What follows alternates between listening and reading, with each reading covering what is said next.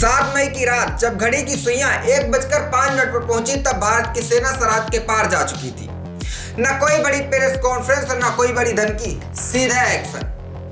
पाकिस्तान के घर में घुसकर आतंकियों के 21 ठिकानों को मिट्टी में मिला दिया गया है। सिर्फ 25 मिनट का ऑपरेशन और 100 से ज्यादा आतंकवादियों के यमराज का खुला न्योता भारतीय सेना ने दे दिया। इस पूरे मिशन को नाम दिया गया ऑपरेशन सिंदूर। सुनने में भले ही शांत लगे, लेकिन इसके पीछे की ताकत विस्फोटों की लहर सी थी और अब कोई अंदाजा भी नहीं लगा सकता। पूरा वीडियो देश के सामने कोटली में 2 जगहों पर हमलों से लाइव फुटेज वीडियो जारी किए गए हैं।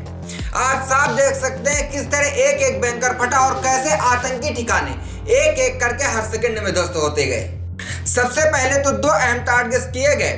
पहला अब्बास आतंकी कैंप, ये लश्कर तैयबा का नर्व सेंटर था। 13 किलोमीटर दूर पीओके में बसा यह अड्डा उन लोगों की फैक्ट्री बन चुका था जो खुद को शहीद कहते थे और दूसरों की जान खुलकर ले लेते थे। इस बार तो धन पूछकर भी जान ली गई। 50 से ज्यादा आतंकवादियों को यहाँ आत्मघाती बनाने की ट्रेनिंग दी जाती थी। रात को 1:05 पर भारत ने एक मिसाइल भेजी और इस अड्डे का नामो निशान तक पूरी तरीके से मिटा दिया। अगले मिनट दूसरा निशाना बनाया गया गुलपुर आतंकी बेस को। ये लश्करे का कंट्रोल सेंटर था। 30 किलोमीटर दूर स्थित यह इलाका जम्मू कश्मीर में घुसपैठ का मास्टर प्लान तैयार करता था। भारत ने यहाँ भी सीधा वार किया और जो कभी कंट्रोल रूम था वो अब सिर्फ राख बन चुका है। सिर्फ कोटली ही नहीं, सेना ने मुजफ्फराबाद, सियालकोट, मुरीदके, बहावलपुर और भिम्बर तक हर जगह और हर उस आतंकी अड्डे को निशाना बनाया जहां पर आतंक की जड़ें छिपी हुई थी। इस ऑपरेशन में भारत का ज्यादा नुकसान नहीं हुआ क्योंकि हिंदुस्तानी सेना ताकत से नहीं दिमाग से लड़ती है। सुबह जब सूरज निकला तो पाकिस्तान सदमे में था और भारत में एक नई ऊर्जा, एक नया विश्वास और एक नई प्रेरणा फैल चुकी थी।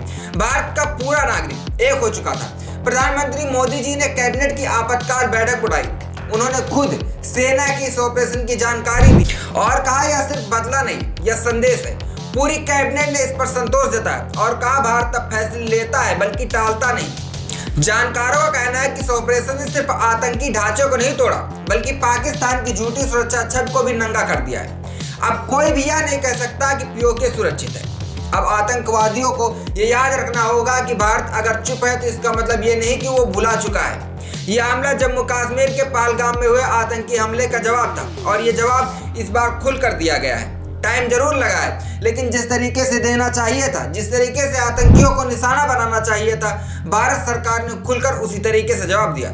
लेकिन ये सिर्फ जवाब नहीं था, ये फैसला था कि भारत अब जो कहता है वो करता है। शब्दों की भाषा नहीं, अब मिसाइलों की भाषा भारत समझता है और ये नीति सफा कहती है अगर भारत की तरफ आंख उठाओगे तो पूरा भारत आंख से आंख खोलकर आपके सामने खड़ा हो जाएगा।